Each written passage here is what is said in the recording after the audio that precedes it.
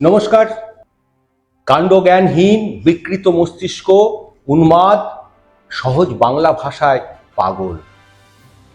যুগ যুগ ধরে ওরা কেমনভাবে আলোচিত বা সমালোচিত। সমাজবিদ্যা চর্চার দুর্ভাগ্য, ওরাও লেখেনি ওদের ইতিহাস, কারণ ওরা তো পাগল। ওদের কথাবার্তা বা নীরবতা সভ্য সমাজের দৃষ্টিতে অসমীচীন, নিরর্থক বা হাস্যকর, কিংবা তাদের বাহ্যিক আচরণ স্বভাব সিদ্ধ নয়। সভ্য সমাজের দৃষ্টিতে বিকৃত মস্তিষ্কের বহিঃপ্রকাশ সমাজ ও সভ্যতা মনে করে যাদের মধ্যে অন্যরকম এক অবস্থা সৃষ্টি করেছে, অথবা প্রকৃতিগত প্রবৃত্তি সমাজের কাছে যুক্তিহীন বা ননসেন্সদের মতো। পাগলদের এসব আচরণ, আত্মভাব ও অঙ্গ স্বভাব সম্পর্কে সভ্য মানুষের দৃষ্টিভঙ্গি কি হতে পারে তা আমরা সবাই জানি। কারো দৃষ্টিতে এরা মানসিক রোগী, কারো দৃষ্টিতে এরা উন্মাদ।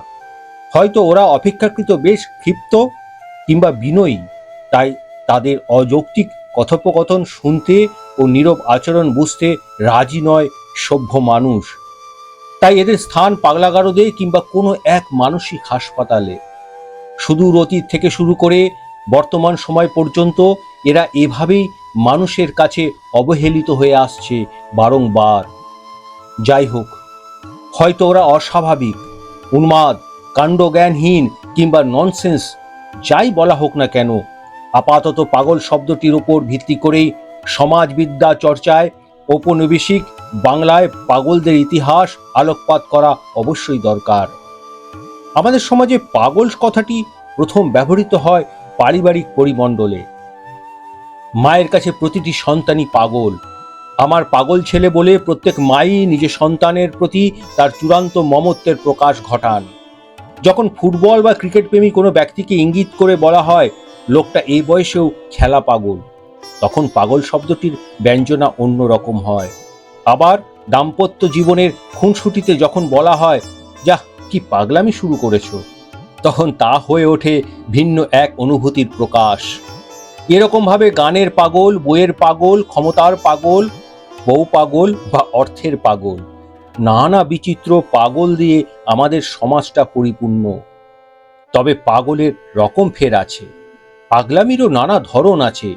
প্রতিভাবান খেয়ালি মানুষের সৃষ্টিশীল কর্মকাণ্ডও সাধারণের কাছে পাগলামি বলেই পরিচিতি পায়। জুলে ভার্নের ক্যাপ্টেন নিমো, সত্যজিৎ রায়ের প্রফেসর শঙ্কু এক ধরনের পাগল বলেই সাধারণে আদৃত। সাধারণ পাগলরা সমাজের জন্য খুব বেশি ক্ষতিকর নয়। সাধারণ একজন পাগলের সর্বোচ্চ মনের বাসনা হলো ট্রাফিক কন্ট্রোল করা। তবে চরম পাগল, যাকে আমরা উন্মাদ বলি, তা কিন্তু অনেক ক্ষেত্রে বিপজ্জনক। তিনটি অক্ষর দিয়ে তৈরি পাগল। পাগল শব্দটি আসলে বড়ই রহস্যময়। এ শব্দের অভিব্যক্তি বহু বিচিত্র। এটি যেমন ব্যক্তির মানসিক অস্তিত্বের এক বিপর্যস্ত অবস্থাকে নির্দেশ করে, আবার অতি সচেতন অবস্থাকেও নির্দেশ করে। অর্থাৎ যার মাথাটি ফাঁকা তাকে যেমন বোঝায়, আবার যার মাথায় সাধারণের তুলনায় মাল মশলা একটু বেশি তাদেরকেও বোঝায়। অনেক সৃষ্টিশীল খেয়ালি মানুষ এ শব্দকে নামের আগে খেতাব হিসেবে ব্যবহার করে নিজেকে প্রকাশ করেন। কখনো অপমানজনক গালি হিসেবে এর ব্যবহার হয় আমাদের সমাজে। চেহারা দেখে পাগল চেনা যায় না, আচরণ ও কথাবার্তায় বোঝা যায় না কে পাগল আর কে উন্মাদ। ফল দেখে যেমন গাছ চেনা যায় না, তেমনি আচরণ ও কথায় পাগল ও উন্মাদের পরিচয় পাওয়া যায়। পাগলের পাল্লায় পড়লে মারাত্মক কোনো সমস্যা হয় না। প্রত্যেক মানুষের মধ্যেই কম বেশি পাগলামির প্রবণতা আছে। কেউ একটু বেশি পাগল, কেউ একটু কম।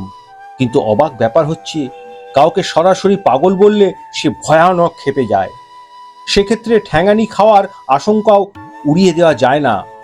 পাগলদের এ জাতীয় আচরণের কোনো বস্তুনিষ্ঠ ব্যাখ্যা এখনো পর্যন্ত পাওয়া যায়নি। পাগলকে কেন মাথা গন্ডগোল না বলে পাগল বলা হয় তা নিয়েও কোনো স্পষ্ট ব্যাখ্যা কোনো মহামহিম ভাষা বিজ্ঞানীর কাছে পাওয়া যায় না। আমাদের সমাজে নানা কিসিমের পাগল দেখা যায়। কেউ জাত পাগল, কেউ শৌখিন পাগল, কেউ ভেকধারী পাগল, কেউ বা ভাবের পাগল। কিছু কিছু আদর্শবান ব্যক্তি আছেন যারা সমাজে পাগল হিসাবে খ্যাত। যে কোনো প্রতিষ্ঠানের সাফল্য ও খ্যাতি নির্ভর করে সেই প্রতিষ্ঠানে কতজন নির্ভরযোগ্য পাগল আছে তার উপর। আগের দিনে স্কুল, কলেজ, বিশ্ববিদ্যালয়গুলোতে অনেক পাগল শিক্ষক ছিলেন। তাদের নাওয়া খাওয়ার কোনো ঠিক ঠিকানা ছিল না, ঠিক ছিল না পোশাক পরিচ্ছদের। তারা দিনরাত মত্ত থাকতেন পড়া ও পড়ানো নিয়ে। তখন শিক্ষা প্রতিষ্ঠানের সুনামও ছিল। এখন তেমন পাগল আর দেখা যায় না। শিক্ষাঙ্গনে, প্রশাসনে, মন্ত্রিসভায়, সরকারে তেমন কোনো পাগল নেই। তাই সবখানে এখন চরম দুরবস্থা। টাকার পাগলরা আবার কথাতেও বেশ দক্ষ হয়। এরটা মেরে ওরটা কেড়ে নানা ফিকিরে এরা টাকার মালিক হন, ভোগ বিলাসে মত্ত থাকেন, কিন্তু মানুষকে দেবার বেলায় এরা মহাকৃপণ। এখন বরং চারিদিকে উন্মাদেরই আধিক্য, তাদেরই জয় জয়কার। উন্মাদের কথায় ও কাজে সমাজে বিশৃঙ্খলা বাড়ে, সর্বনাশের ধারা সূচিত হয়। আমাদের সমাজের বেশিরভাগ জায়গায় বর্তমানে উন্মাদের কাজ কারবার চলছে এবং সাধারণ পাগলদের সংখ্যা কমলেও অর্থ ও ক্ষমতার পাগলদের দাপট বাড়ছে আমাদের সমাজে। বর্তমানে যে যত টাকাওয়ালা সে তত ক্ষমতাশালী, যে যত বড় চোর লম্পট তার গলা এখানে তত সে চড়া সুরের পাগল। পাগলের ইতিহাস বলতে মানসিক অসুস্থতা এবং এর প্রতি সমাজের দৃষ্টিভঙ্গির দীর্ঘ এবং জটিল যাত্রা বোঝায়। প্রাচীনকাল থেকে বিভিন্ন সংস্কৃতিতে পাগলামি বা মানসিক অসুস্থতাকে বিভিন্নভাবে ব্যাখ্যা করা হয়েছে এবং এর চিকিৎসা পদ্ধতিরও বিবর্তন ঘটেছে। যখন থেকে আমরা মানব সাংস্কৃতিক ইতিহাসের রেকর্ড লিখেছি তখন থেকেই পাগলামি সর্বদা স্বীকৃত। গ্রিকরা মনে করত যে পাগলামি নেশা বা আবেগের কারণে হয়। মদ, প্রেম বা আফিম। মানুষ কিভাবে এবং কেন পাগল হয় তা বোঝা মানব সমাজের একটি গুরুত্বপূর্ণ দিক। প্রাচীন যুগ থেকে মধ্যযুগ পর্যন্ত প্রাচীন গ্রিকরা মনে করত যে পাগলামি নেশা বা আবেগের কারণে হয়, যেমন অ্যালকোহল, প্রেম বা আফিম। আয়ুর্বেদেও পাগলামি সম্পর্কে তথ্য রয়েছে। মানসিক রোগের চিকিৎসা হিসাবে বিভিন্ন ধরনের অদ্ভুত পদ্ধতি ব্যবহার করা হতো, যেমন রক্তক্ষরণ, ব্রেনে আঘাত করা ইত্যাদি। ১৬শ শতক থেকে ঊনবিংশ শতক মানসিক রোগের প্রতি সমাজের দৃষ্টিভঙ্গি ধীরে ধীরে পরিবর্তন হতে শুরু করে। মানসিক হাসপাতালের ধারণা ধীরে ধীরে আনুষ্ঠানিক রূপ লাভ করে। ১৮ শতকের গোড়ার দিকে মানসিক হাসপাতালের ধারণা আনুষ্ঠানিক হয়ে ওঠে। বিংশ শতক থেকে বর্তমান মানসিক রোগের চিকিৎসা এবং গবেষণা অনেক উন্নত হয়েছে। মানসিক রোগের কারণ এবং চিকিৎসা সম্পর্কে অনেক বেশি জ্ঞান অর্জন করা গেছে। মানসিক রোগীকে সমাজের মূল স্রোতে ফিরিয়ে আনার জন্য বিভিন্ন পদক্ষেপ নেওয়া হচ্ছে। পাগলামি বা মানসিক অসুস্থতা কোনো ব্যক্তির দুর্বলতা নয়, বরং এটি একটি জটিল রোগ। মানসিক রোগীকে সাহায্য করার জন্য সমাজে সচেতনতা এবং সহানুভূতি প্রয়োজন।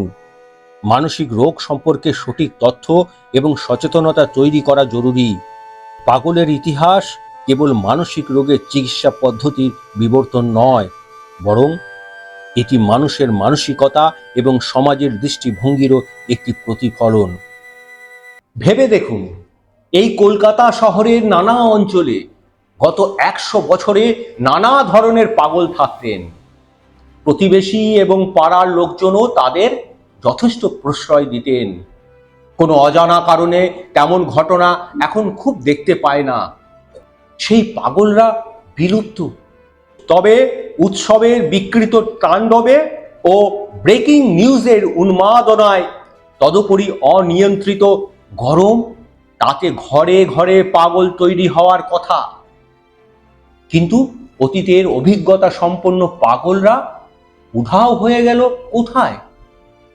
মনে হয় কলকাতার পাগলরা সব রং বেরঙের বোকা বাক্সের গারদে ঢুকে নৃত্য করছে। অন্যদিকে পায়ের ঘাম মাথায় তোলা জনগণ আমাবস্যার রাতে বিড়ির আগুনে কি খুঁজতে বেরোবে কলকাতার পাগলদের? দূর ছায়, এসব না ভেবে চলো যায় নর্দমার ঝাঁঝরি খুলে সব পাগলদের মধ্যে একটি সুস্থ মানুষ খুঁজি।